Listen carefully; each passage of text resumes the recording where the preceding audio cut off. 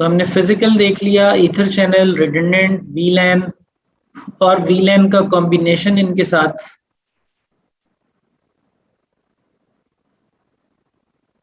और वीलैन through physical interface.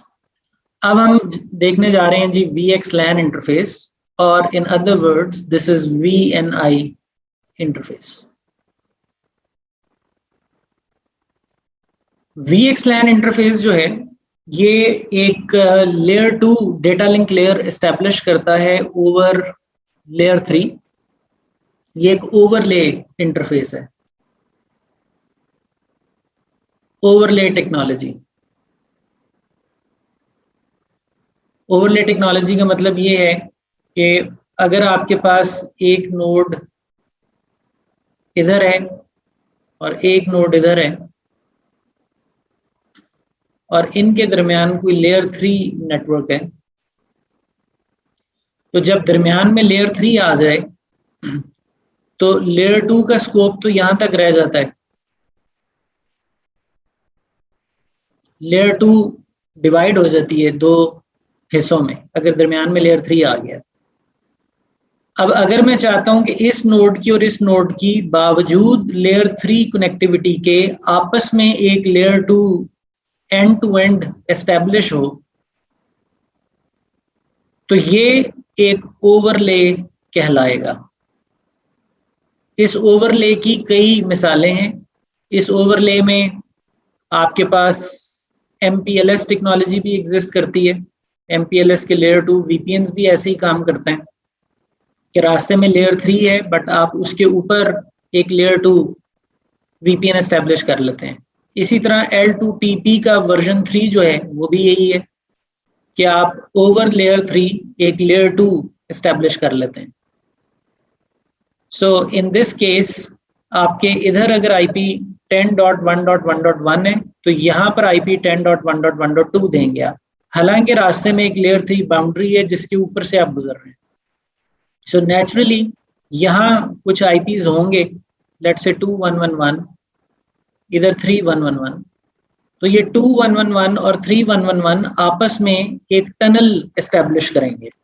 उस tunnel में आपकी ट्रैफिक जाएगी और वो ओवरले हो जाएगी एक अंडरले नेटवर्क पर। सो यहाँ से एक प्रोटोकॉल कोई ना कोई तो इस्तेमाल करना पड़ेगा, और वो प्रोटोकॉल आपकी जो भी कम्युनिकेशन है उसको अपने इस गिलाफ में लपेट के 2111 से 3111 को दे देगा, और यहाँ से वो पैकेट के अंदर से पैकेट निकाल के सेंड कर दिया जाएगा। फीलर ऐसा आएगा कि जिस तरह 10.1.1 और 10.1.1.2 एक ही ब्रॉडकास्ट डोमेन में है। ये जो टनलिंग है ये MPLS लेयर 2 VPN भी यही करता है, और L2TP V3 में भी यही होता है, और यही VXLAN भी है, VXLAN टेक्नोलॉजी जो कि न्यूली इंट्रोड्यूस्ड है लोकल एरिया नेटवर्क्स के अंदर और मोस्टली सॉफ्टवेयर डिफाइंड नेटवर्किंग में इस्तेमाल होती है। So virtual extensible LAN is a layer 2 over layer 3 network. That's why remember it is an overlay technology. It works just like VLAN but gives more benefits. इसमें flexibility है, scalability है। VLAN 4094 तक हो सकती हैं, ये 16 मिलियन VXLAN सेगमेंट्स देता है आपको, यानी 16 मिलियन ओवरले यूनिक कम्युनिकेशंस आप कर सकते हैं। और अगर ये सिर्फ एक लेयर 2 नेटवर्क होता तो आपके पास 4094 यूनिक VLANs थी बस। इस VXLAN के आ जाने से आप 16 मिलियन यूनिक ब्रॉडकास्ट डोमेन्स बना सकते हैं या डेटा लिंक्स बना सकते हैं, और इसमें आप फ्लेक्सिबिलिटी है, multi tenant segments throughout the data centre बना सकते हैं। Now what is multi tenancy in data centre, इसको आगे डिजाइन में समझते हैं। VXLAN का जो फीचर है, जैसा कि हमने बात की है कि ये एक ओवरले है। ये ओवरले कैसे काम करता है, ये आपके लेयर 2 के फ्रेम को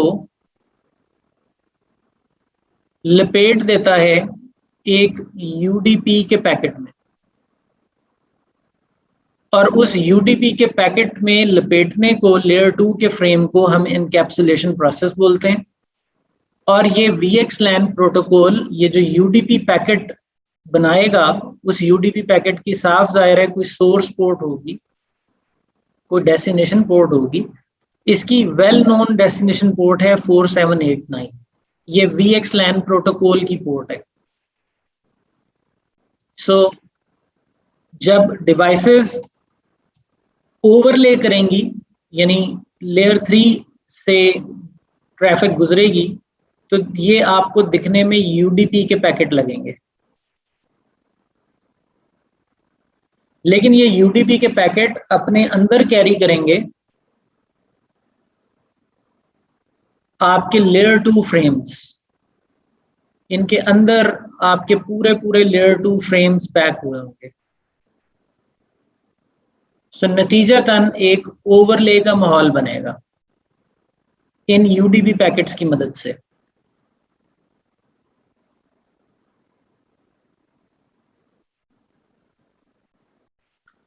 सो ये जो UDP पैकेट्स हैं, जाहिर है ये किसी IP से ओरिजिनेट होंगे, किसी IP पर टर्मिनेट होंगे। ये वो IP है जिसके ऊपर VXLAN का लिसनर या प्रोटोकॉल चल रहा होगा।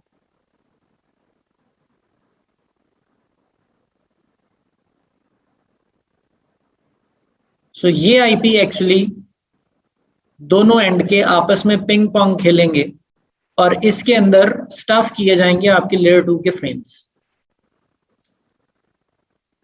ये जो IPs हैं जो एक दूसरे के साथ टनल बनाते हैं, इन IPs को VXLAN की दुनिया में VTAP बोलते हैं। VTAP VXLAN tunnel and point, यानी वो IPs लेयर 3 अंडरले के जिनके माबैन ये सीक्रेट कम्युनिकेशन होनी है, और उस सीक्रेट कम्युनिकेशन के अंदर कैमोफ्लैज्ड आपके लेयर 2 ट्रैफिक में जाना है। ये जो IP हैं, ये जो पीयर्स हैं, ये VTAP कहलाते हैं, virtual VXLAN tunnel end points या virtual extensible local area network tunnel end points. VTAP is your IP on both ends, and it is tied together using any layer 3. In VTAPs के पीछे network virtualisation engine या and point चल रहा होगा, NVE। वो software है जो VXLAN को हैंडल कर रहा है। So behind this we have network virtualization endpoint.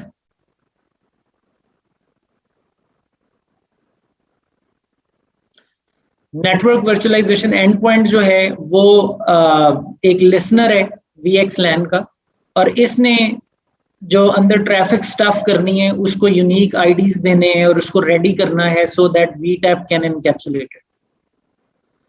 NVE के अंदर फिर मल्टीपल VNIs हैं, virtual network identifiers. This is just like अ सब interface. You can have 16 million VNIs from one point to the other। इसके पीछे अब अगर आपने इस VNI का नंबर 1000 रखा है, तो इधर जिस भी VNI का नंबर 1000 होगा वो आप समझिए ओवरले में कनेक्ट हो जाएंगे आपस में। अगर इस VNI का नंबर 2000 रखा आपने, जस्ट लाइक VLAN टैग्स, और इस VNI का नंबर आपने 2000 रखा, तो ये ओवरले में आपस में लेयर 2 लिंक एस्टेब्लिश कर लेंगे। और इस VNI इंटरफेस के ऊपर फिर आप जाहिर है नेम इफ देंगे और IP एड्रेस देंगे, और उस IP की बिना पर सेम रेंज की IP पर ये एक दूसरे को पिंग कर रहे होंगे। And it supports static routing and policy based routing on VNI, not a routing protocol as of now. ये वो VXLAN एनकैप्सुलेशन है। सो जब भी आपका ASA में एक वी टैप बनेगा, वी टैप के पीछे एनवीई होगा, और एनवीई जो है उसके साथ मल्टीपल ओपनिंग्स खुलेंगी। ये हर एक ओपनिंग एक VNI इंटरफेस है, और इसको आप अपना इनसाइड कह लें, आप इसको DMZ कह लें, आप इसको IP देंगे। ये एक वीटैप रिमोट साइड पर किसी भी नोड के वीटैप के साथ कम्युनिकेट करेगा। इनके दरमियान लेयर 3 है, और जाहिर है वहाँ की वीटैप के अंदर अपना एक नेटवर्क वर्चुअलाइजेशन इंजन या एंड पॉइंट होगा, और वहाँ पे मल्टीपल VNIs बने हुए होंगे। सो आपका अगर VNI नंबर 1000 है तो आप इसमें जो भी ट्रैफिक डालेंगे वो आपको यहाँ पे VNI नंबर 1000 से मिल जाएगी। अब ये जो टारगेट नोड है, ये जो टारगेट नोड है जिसके साथ जाके आप ASA से एंकर करेंगे, ये टारगेट वीटैप नोड के साथ जो ASA की कम्युनिकेशन होगी वो इस शक्ल में होगी कि एक्चुअली तो जो ट्रैफिक बाहर निकलनी है वो ईथरनेट 0 से ही निकलनी है ना, ये सब ख्याली है, लॉजिकल है। एक्चुअली तो ईथरनेट 0 से ही ट्रैफिक बाहर निकलेगी। अच्छा जी, ये जो वीटैप्स हैं, सोर्स और डेस्टिनेशन वीटैप, ये फिजिकली तो ट्रैफिक को पैक करके निकालेंगे तो फिजिकली ट्रैफिक को इन ईथरनेट 0 इंटरफेस से ही बाहर। तो जो ट्रैफिक इंटरफेस से बाहर निकलेगी वो ये ईथरनेट का फ्रेम होगा, उसका एक आउटर मैक हेडर है, उसका एक आउटर IP हेडर है। Outer MAC header source MAC ethernet 0 का, डेस्टिनेशन मैक डिफॉल्ट गेटवे का। Outer IP header source IP इस फिजिकल वीटैप का जिससे ओरिजिनेट हो रही है ट्रैफिक, डेस्टिनेशन IP इसमें टारगेट वीटैप का। सो यहाँ पे वीटैप्स के IP हैं, source IP and destination IP। फिर आउटर UDP हेडर, ये VXLAN का हेडर है जो UDP प्रोटोकॉल पे चलता है। इसके अंदर VXLAN का सेक्शन है जिसमें जो सबसे इंपॉर्टेंट वैल्यू है वो VNI है। This VNI value, this is acting as a VLAN tag .1q का. It will distinguish one traffic from the other, resulting in an interface kind of thing. और आपकी जो ओरिजिनल ट्रैफिक है जिसका अपना एक सोर्स मैक है, एक अपना डेस्टिनेशन मैक है, एक अपना सोर्स IP, अपना डेस्टिनेशन IP है, वो ट्रैफिक एज इट इज अंदर कहीं पैक हुई है, which is your original layer 2 frame. So आपके ओरिजिनल लेयर 2 फ्रेम के ऊपर जो ओवरहेड्स लग रहे हैं वो अप टू 54 बाइट्स हैं। सो आपका जो फ्रेम वायर पर निकलेगा वो 1554 बाइट्स का हो जाएगा। ये 54 बाइट्स एक्स्ट्रा VXLAN के हेडर के हैं। यूजुअली हेडर 50 बाइट्स का होता है, but there are 4 bytes optional. वो अगर ऑन कर लिए जाएं तो ये अप टू 54 बाइट्स जा सकता है। और यहाँ जो UDP हेडर लगा होगा उसकी डेस्टिनेशन पोर्ट जो है वो 474689 पोर्ट होगी, जिसके ऊपर ये ट्रैफिक 4789 पोर्ट होगी जिसके ऊपर ये ट्रैफिक पॉइंट करेगा। So this is your VXLAN encapsulation. Now point is कि हमारा ये जो ASA है जिसके ऊपर हम VTAP डिफाइन करेंगे, इसका टारगेट कौन होगा, ये किसके साथ जाके दूसरी तरफ अपनी लेयर 2 हुकअप करेगा। अब उसकी कई शक्लें हैं। आप एक डेटा सेंटर में पड़े हुए ASA लाहौर और कराची में पड़े हुए दो डिस्टेंट ASAs के दरमियान VNI आप कर सकते हैं। ये इनके माबैन एक लेयर 2 इंटरफेस बन जाएगा जिसके जरिए ये एक दूसरे के साथ ट्रैफिक पासिंग कर सकते हैं, और ये ओवर द इंटरनेट भी हो सकता है। अगर ये इंटरनेट है तो ये एक ही कंपनी के 2 ASAs ओवर द इंटरनेट आपस में एक लेयर 2 एस्टेब्लिश कर सकते हैं। एक ये VNI के जरिए हो सकता है।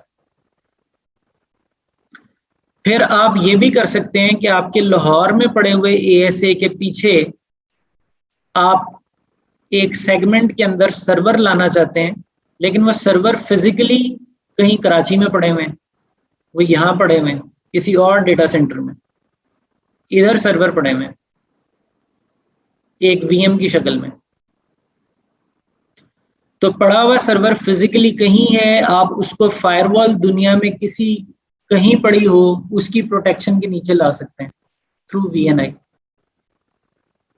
सो अगर ये हमारा VMware ESXi का सर्वर है जिसके अंदर एक VM पड़ी हुई है, तो ये VTAP के लिए कॉन्फ़िगर होगा, इस VM को स्टिच किया जाएगा एक VNI के साथ। अगर वो VNI नंबर 1000 है तो इधर जब आप VNI बनाएंगे 1000 वाला, तो आपको इस VM के साथ पिंग रिप्लाई आना शुरू हो जाएगा, आप उस VM को उठा लेंगे ASA के पीछे। Are you getting this point?